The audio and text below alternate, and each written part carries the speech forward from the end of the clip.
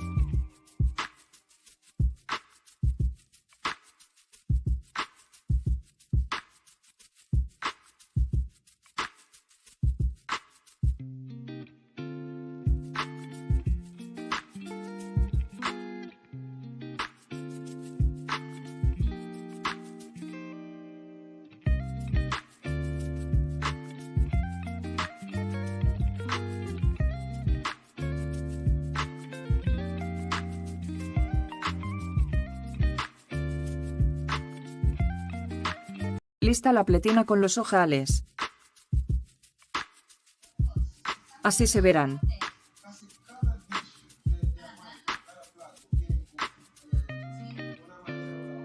Le dejo 8 ojales.